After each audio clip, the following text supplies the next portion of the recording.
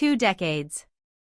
That's how long I invested every part of myself into building a life with a woman who barely noticed I was even there. 20 full years of unwavering loyalty, steady presence, and quiet endurance, all given freely to someone who treated me like part of the furniture's shadow. I was the one who never strayed. The one who stood guard over our life. The one who remained committed even when most would have broken, begged, or walked away. But I stayed. I watched. And when I finally left, I didn't look back. She never saw it coming.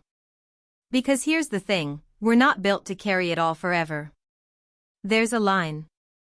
A man can only surrender his pride so many times before something inside snaps. Self-respect isn't optional. It's the last thing we hold on to when everything else is gone. Ever shared a home with someone who treated you like wallpaper?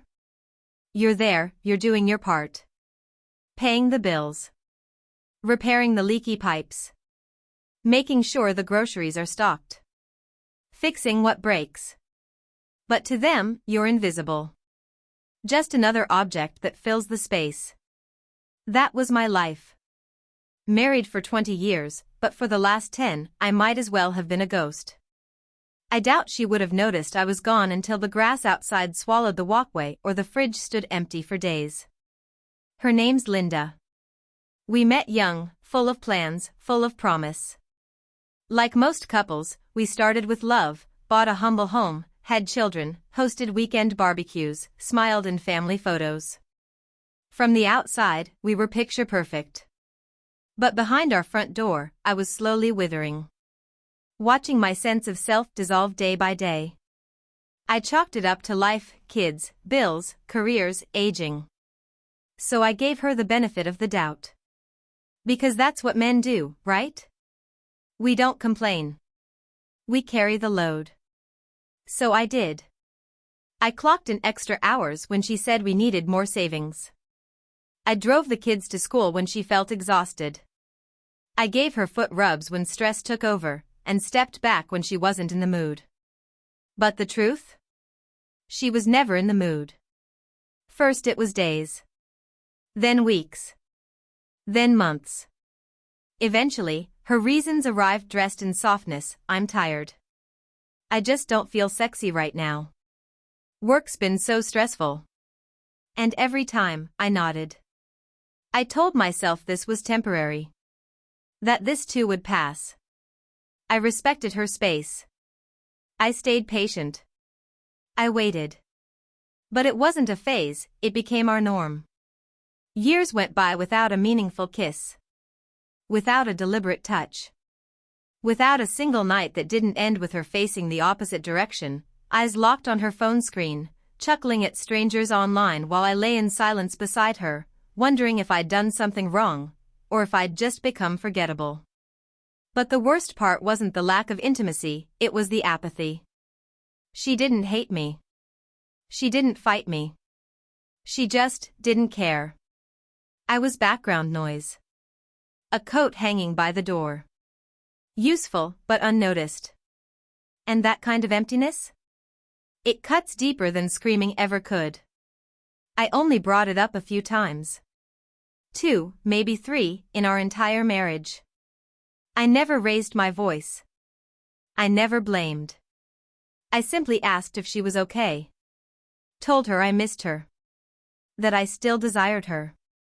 She'd nod, give me a quick peck on the cheek like she was clocking in for a chore, then return to her show like the conversation never happened.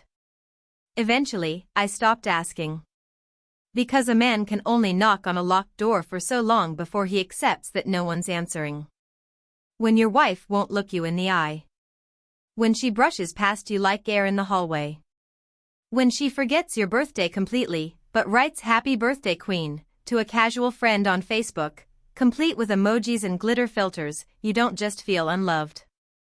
You feel unreal. Still, I stayed. I stayed because I believed in being reliable. Because we had children. Because I thought love was something worth fighting for. I believed she'd remember me. Remember us. But that never happened. Instead, she grew colder. She stopped checking in on me. Stopped waiting for me to come home. Stopped showing concern for anything I did. Entire weekends would go by with her only speaking to me about garbage pickup or trimming the hedges. So I went quiet, too. But not out of bitterness. Out of understanding. Because real men like me, we don't lose control. We pay attention. And when we finally decide to act, we don't look back. That's when I turned inward. Started taking care of myself again. Got back into shape. Not to win her back. Not to make her notice. But for me. For the man I used to be. I stopped chasing after love that wasn't being returned. No more pleading for attention.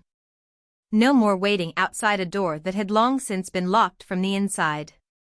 Instead, I poured that energy into rebuilding myself. I hit the gym, started reading again, fed my mind, rebuilt my spirit, reclaimed my peace. But each night, I still returned home. Still kissed my kids goodnight. Still climbed into the same bed beside a woman who hadn't laid a hand on me in nearly 3 years. Yes, that long. Over 1,000 nights without intimacy. And yet, I never used it against her. I didn't accuse. I didn't shame.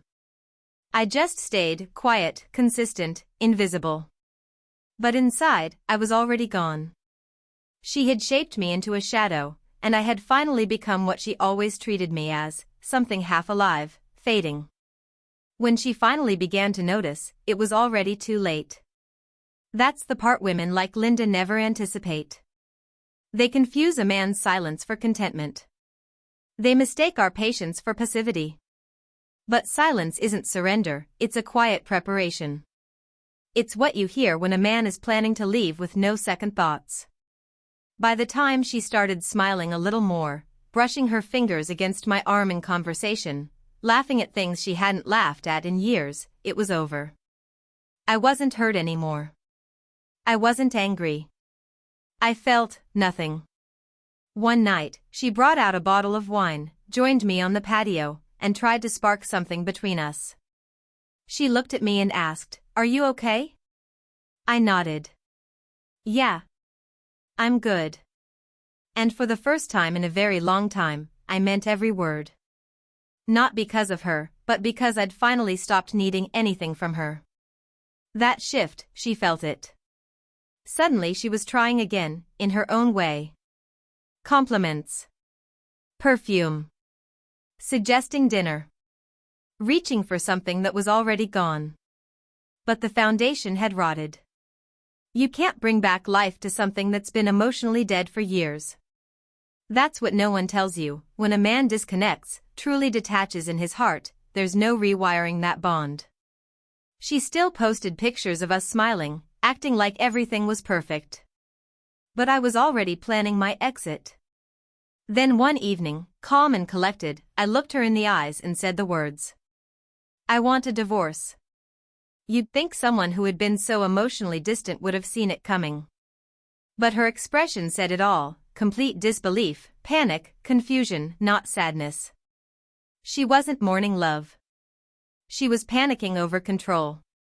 Her first words weren't "Why?" or "Can we talk?" They were, "Where is this coming from?" Because she thought I was the kind of man who would endure anything. But I wasn't that man anymore. "I've already spoken to an attorney," I told her plainly. "This ended a long time ago. I just finally accepted it." She reached for me, trembling, desperate. "You can't do this. Not like this. It's not fair." Fair. That word rang like irony. Was it fair that I gave her 20 years of my best and received silence and indifference in return? "Is there someone else?" she asked, voice cracking. I let out a breath that sounded like a laugh, but there was no humor in it. "No, Linda. There's no one else. That's the saddest part. I was completely yours. And that still wasn't enough." She cried. Real tears. Maybe for the first time in years. But they didn't move me. Because I could tell, they weren't for me. They were for her. For what she was losing. Her comfort. Her routine. Her sense of control. I can do better, she whispered. Please, let's try again. But that's the thing. Trying only matters before the damage is irreversible. You had years, I said. I begged you without words. Now I've got nothing left to say. That night, I slept in the guest room. By morning, I was gone. She called. Texted. Left tearful voicemails. But it was over. No explosions. No screaming. Just peace. And that's how you know it's final, when a man walks away with calm, not chaos. I moved into a modest apartment across the city. Nothing extravagant. Just mine. Just quiet. I lay on the bed that first night and exhaled, like I'd finally stepped out of a storm. The messages kept coming. We can fix this. The kids are asking questions. You've changed. She was right. I wasn't the man she married. That man bent over backward for love. That man gave everything and asked for nothing. That man went to sleep wondering what he'd done wrong. That man no longer existed. I went back to the gym. Cooked real meals for myself. Took up woodworking. Reconnected with old friends. Laughed again. Slept through the night without the cold silence of rejection beside me. Months later, she sent a photo. Us, in our 20s, dancing in the kitchen. Me holding a spatula like a microphone. She captioned it, "Remember us?" I stared at it for a few seconds, then archived it. Because what she never realized is, I already mourned the end of our marriage while still inside it. I'd already buried what we had, one ignored night at a time. She just didn't show up to the funeral. Once, she showed up at a cafe unannounced. Sat across from me, eyes red, voice trembling. She talked. Made promises. Spoke of counseling, reconnection, starting fresh. I listened. Then said, simply, I forgive you. But I don't want you back. That was the last time we saw each other face to face. She still sends texts sometimes. Little memories. Regrets. I don't read most of them. Because I'm not her soft place to land anymore. She had a good man. She just didn't realize it until he disappeared completely. Now, I wake before the sun, lift heavy, eat well, run my business, take weekend trips. Spend time with people who value me. I don't hate her. I don't curse her name. I simply don't think about her anymore. That's what true freedom looks like, when you no longer need apologies or revenge. When peace returns and dignity holds strong. And sometimes, the most powerful move a man can make after being neglected, dismissed, forgotten, is to walk away so fully that even her regrets echo into silence.